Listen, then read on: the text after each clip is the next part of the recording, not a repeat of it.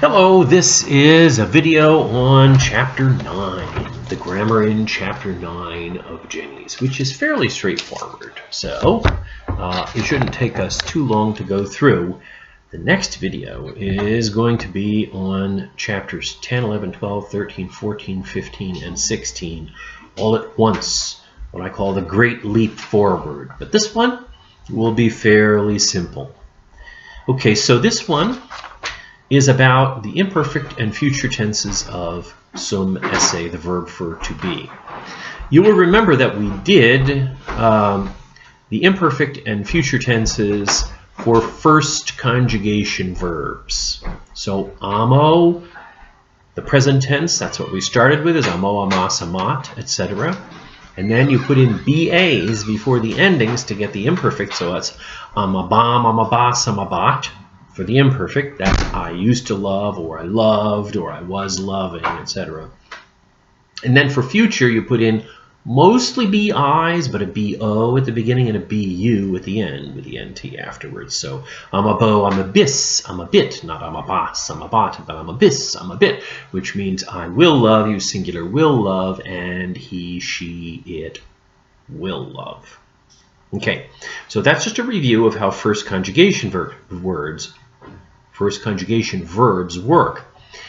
Remember, too, that the verb for to be is irregular. That means it doesn't follow a normal verb pattern, although it has some similarities to first conjugation verb patterns, as you'll see in a minute. It follows its own pattern, just like it does in English. I love, you singular love, he, she, it loves. That's the pattern for most verbs. But in English, I am, you singular are, he, she, it is. You see, it's irregular. So the perfect tense of this verb is sum es est, sumus estis sunt. I am, you singular are, etc. I hope you remember that verb, at least even if you don't remember all the forms. So now we're going to learn how to do the imperfect and the future tenses. So the paradigms for the imperfect and future tenses are right here on page 52 of chapter 9, both of them. Okay, you'll notice that the stem, the sort of basic building block, is ER, and that applies all the way through the imperfect forms and the future forms of the verb to be. And you'll notice that therefore for imperfect the endings are am, as, at, amus, atis, ant. So you'll see the familiar s, t, mus, tis, nt endings. They just come after the a.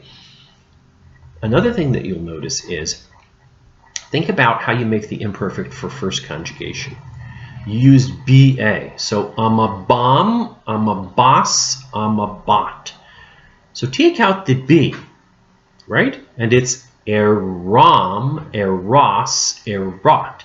So just like you have the ba, just drop the b out, and you've got a plus the regular endings m, s, t, mus, tis, nt. So eram, eras, erat, eramus, eratis, erant. And just like for amabam, amabas, amabat, you would say I used to love, or loved, or was loving, etc. You say I used to be, or I was, or I was being in a certain way. Okay? So, eram, eras, erat, eramus, eratis, erant. When you don't want to do the future, you use that same ER all the way through. Think about the future tense for first conjugation. That's I'm a bo, I'm a bis, I'm a bit, I'm a bimus, I'm a bitis, I'm a bunt. Right? All BIs except for the very first and last. That's O and U instead. So, drop the B's out again. Instead of I'm a bo, you have ero. Instead of I'm a bis, you have eris. Instead of I'm a bit, you have erit. And so if you just follow that pattern through, it's ero, eris, erit, erimus, eritis, erunt. Remember, the first and last don't have I's. And those mean I will be, you singular will be, he, she, it will be, we will be, you plural will be, and they will be. These verbs are always going to follow that same basic paradigm pattern of I, you singular, he, she, it. No matter what verbs you use and in what tenses they are, they're always going to follow that pattern. So that's the imperfect and the future of the verb sum esse, to be. One more grammar topic in this chapter, and that is ablative of means or instrument. That's on page 53. You may remember that when we first learned how to do a noun paradigm, we went through nominative, genitive, dative, accusative, ablative, all those cases, right? And then we learned certain basic core meanings of the cases. So we learned nominative is subject, genitive is of, dative is to or for, accusative is direct object, and ablative is by or with. Since we learned those basic uses, we haven't been using the ablative except for ablative of place from which. So if you want to go from a place, you're leaving from Rome, then you say a Roma. Or if there's a vowel at the beginning, you would use a, but instead of a. But that's a preposition, and that preposition takes the ablative. So whether you think about it in terms of the preposition or just in terms of a use of ablative, in either case, it's going to use the ablative. But that's the only, we've seen a bunch of different prepositions as well that take the ablative. But now we're coming back to that basic use of ablative as meaning by or with. This is called ablative of instrument or ablative of means, because what you're talking about is if you use something, or maybe a person, as a means to achieving an end, that's the way in which you perform your action, whatever it is, then you're going to use ablative of means or instrument. So for example, you can see the two model sentences here, right here, at the bottom of this explanation section. Servus tuba senium dat. Now tuba is in the ablative. Tuba, tuba tube, feminine, means trumpet. And so this says servus, the servant, dat, gives, senium, that's the direct object, a signal, tuba, with, you could say on, as they do here, with, or by means of a trumpet. So notice that all they did is they put tuba in the ablative. They didn't use any preposition like you'd have in English. So the instrument with which the signal was made is the trumpet. That's the means by which the signal was made. So this is ablative of means or instrument.